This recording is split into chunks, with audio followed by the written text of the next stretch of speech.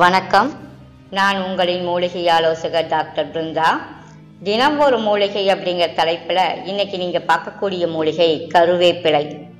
இந்த கருவேப்பிலினுடைய தாவரவியல் பெயர் முரிங்கா குனிஞ்சி, குடும்பம் ரூட்டேசி.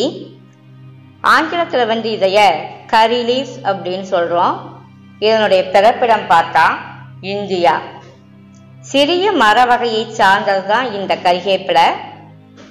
இலைகள் பசுமையானது, பூக்கள் வெள்ளை நிறம் கொண்டது, காய்கள் பழுத்ததுன்னா கருநீல நிறமா இருக்கும். இலைகளுக்கு நல்ல வாசனை இருக்கும். இலைகள் குழம்பு மற்றும் தாளிசம் செய்ய பயன்படுத்துகிறோம். இலையை சீரகத்தோட சேர்த்து அரைச்சு நெல்லிக்காய் அளவு மோரில் கலக்கி குடிச்சிட்டு வந்தோம் அப்படின்னா அஜீரணத்தால் உண்டாகக்கூடிய பேதி, சீதபேதி உடனே கட்டுப்படும். இலையை பொடிச்சு சோற்றில் கலந்து சாப்பிட கொழுப்பு சத்து உடம்புல தங்காது. இதனால இரத்த அழுத்தம் ஏற்படாது. இந்த இலையோட மருதாணி இலையை சேர்த்து எண்ணெயில காய்ச்சி தலையில தேய்ச்சிட்டு வந்தாங்க அப்படின்னா தலைமுடி உதிர்தல் குறைந்து நல்ல முடி வளர்ச்சி ஏற்படும்.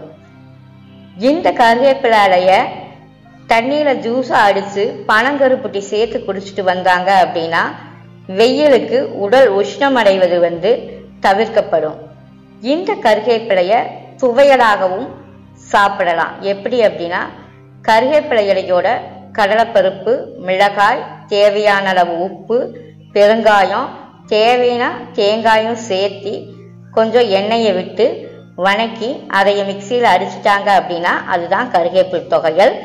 இதைய வாரம் 2 முறை இல்லைன்னா 15 நாளுக்கு 2 தடவை உணவுல சேர்த்துட்டு வந்தாங்க அப்படின்னா உடல்ல அதிக அளவு கொழுப்பு படிதல் அப்படிங்கிறது ஏற்படாது. நீண்ட ஆயுளோடு வாழுவதற்கு, தலைமுடியில் நிறை ஏற்படாமல் இருப்பதற்கும் இந்த கருவேப்பிலை ஒரு சிறந்த மருந்தா பயன்படுது.